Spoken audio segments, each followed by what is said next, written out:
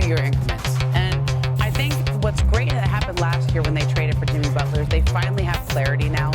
This is what they're doing. They're maximizing the Steph Curry next 2 years. But he also said, I can see myself playing for 3 or 4 years. Right. And so I don't know what happens after those 2 years, but I do know they have picked a lane. There was this 2-timeline era for a while. They were kind of trying to bring along Kuminga and some of those other young guys and say, you guys are going to be the torch, you're going to pass the torch to those. That's not happening anymore. This is now Steph Curry's all in. We're just going to keep making trades and trying to maximize these 2 years. Steve Kerr was lined up with him. Jimmy's lined up with him. Draymond Green's lined up. All the veterans. So, you know what? For the next 2 years, they got clarity. And then I think Steph will, as David said, I think he does age well. I just can't believe he's going to be 38. That's unbelievable. He's still, I was going to say he still looks like he's 12, but then I see videos of him earlier in his career, and I'm like, oh, no. He looks like he's 12 and now 15 or 17.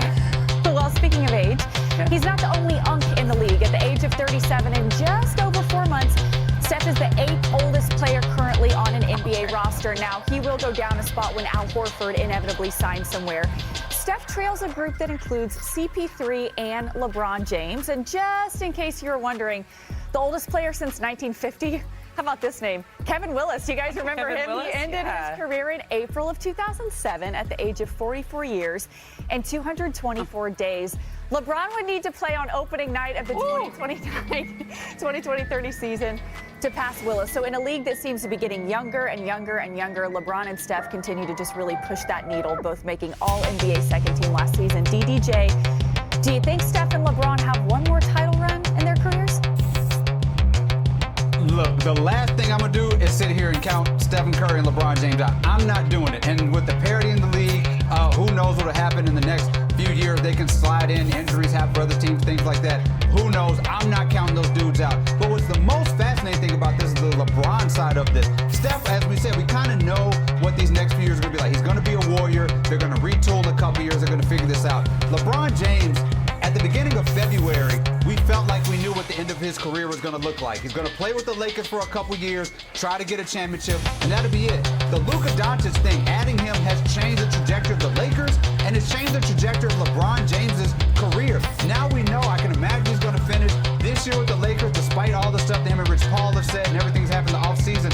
But the year after that, I have no clue what that year of LeBron's career looks like. The Lakers don't know. LeBron doesn't know. I don't know if he'll be a Laker. I don't know if he'll end up at another team with another contender. This is probably the most question marks we've had about LeBron in his career since the beginning. The guy plans out everything. Now so much is up in the air, and that leaves a possibility of a championship run, or who knows, as he closes this thing out.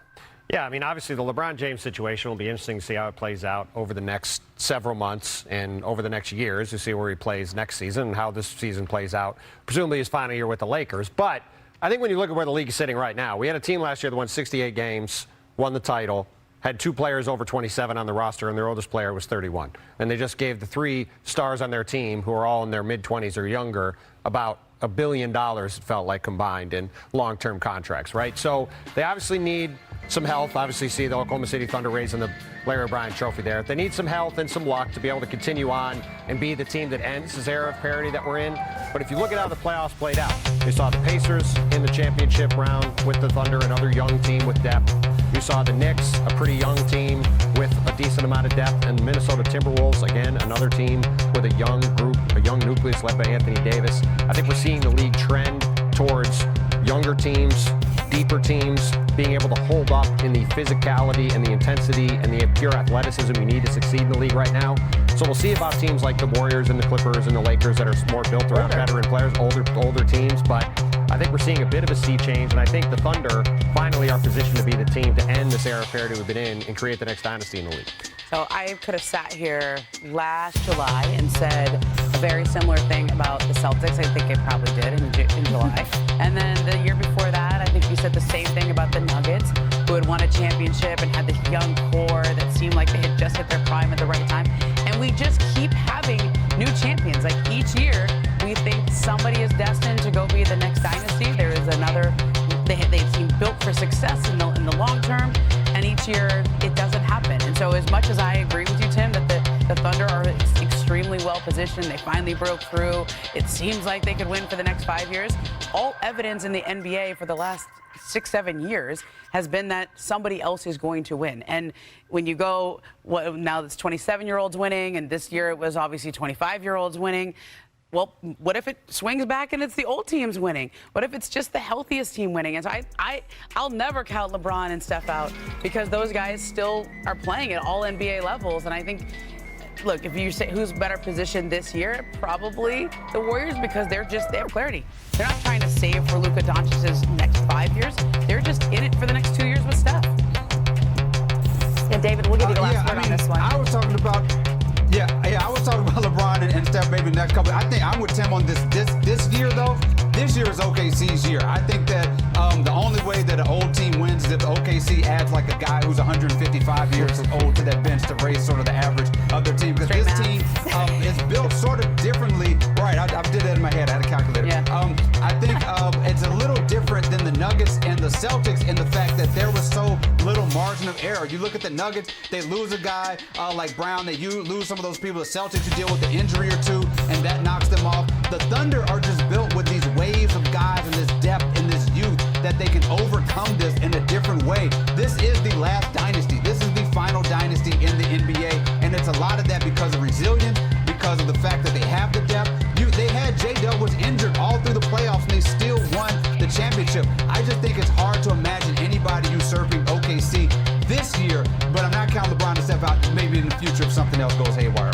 Well, we got to continue to talk Western Conference after the break. We reach Tim Bonchich in the building, starting with new Knicks coach Mike Brown on how New York is going to look a little different this year. I like to play fast. And so we're going to try to play fast and make sure that the floor is spaced the right way. And then defensively, we want to have a sense of physicality without fouling. We want people to feel us, and we want the fans to know that we're going to give multiple efforts on that end of the floor. Yeah, I'm excited to see what he can do there. The Knicks ranked in the bottom 5 in pace last season. Tim, is speeding things up key to their success? I have great respect for Mike Brown. I think he's got a chance to do a very nice job with the Knickerbockers. However, every single coach that gets into a new job says they're going to play faster. Now, Mike Brown did that with the Sacramento Kings. He had a lot of success. The biggest thing the Kings did was move the ball and have pace and space with the Aaron Fox and Domantas Sabonis running pick and rolls.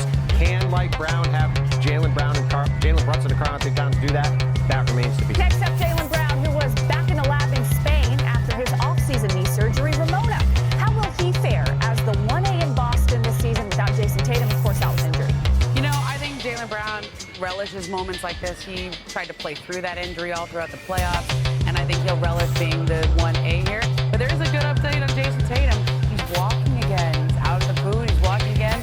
He said he's been doing 6 days a week in rehab, and I think he's ahead of schedule and coming back from that Achilles. That facility in the Mediterranean that the MVP has as the sanctuary is a pretty incredible spot. Yeah, not bad. In Philly, Jared McCain is also making his return from knee surgery. David, if healthy, are you ready to believe in the Sixers as a top 6 team in that conference?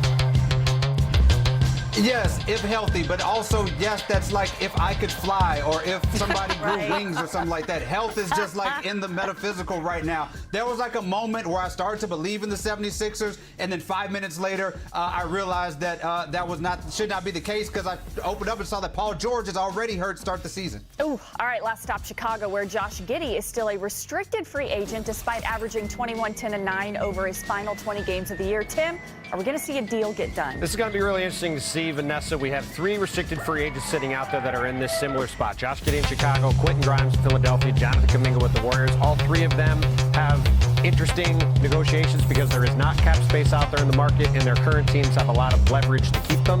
NBA history. First, top full court threads in 2008. Jason Kidd finds Brandon Bass. Flick, little pass. Oh, my God. Fast break with the crazy top spin on that. It's also a heck of a drawback out of the files going back to 2008. In 2009, we go to the answer. Allen Iverson throwing a full court bounce pass. Oh, my God. To Rip I Hamilton. would not have guessed we'd get an AI highlight. Listen, it's July, baby. Westbrook. In 2017, Russell Westbrook throws the bounce pass between the Raptors defenders, legs to Victor Oladipo layup. Yeah, love that. Totally on purpose. Did it on purpose, for sure. All right, next top look. No eyes. In 2014, Manu Ginobili with the no-look pass over his head to Danny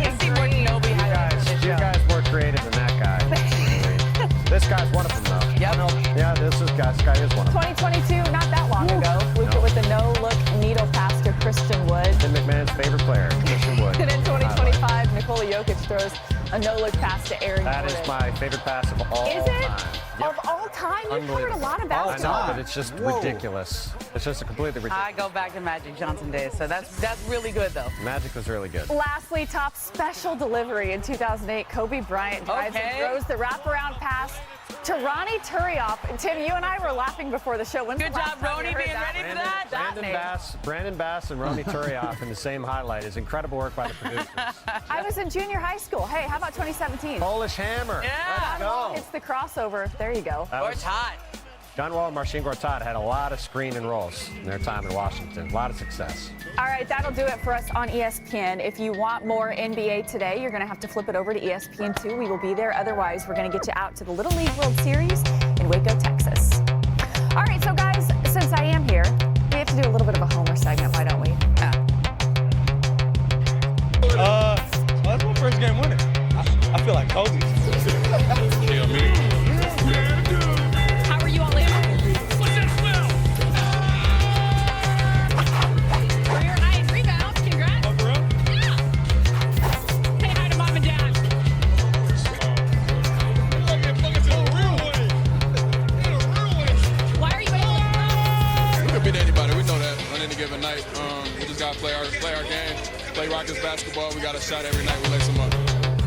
A lot of clips in there, guys. We're not Rockets anymore. Since I'm serving as guest host, you already know we have to talk about those Houston Rockets. So just to recap, the Rockets finished the regular season as the second seed. They lost in the first round of the Warriors in what we will call a spirited 7-game series. That was Houston's first playoff appearance, by the way, since 1920. And they've been really busy this offseason, the front office for sure, trading for two-time champ and former MVP Kevin Durant for the 10th pick, Dylan Brooks and Jalen Green. The Rockets also signed Fred VanVleet, Jabari Smith Jr., and Steve-O to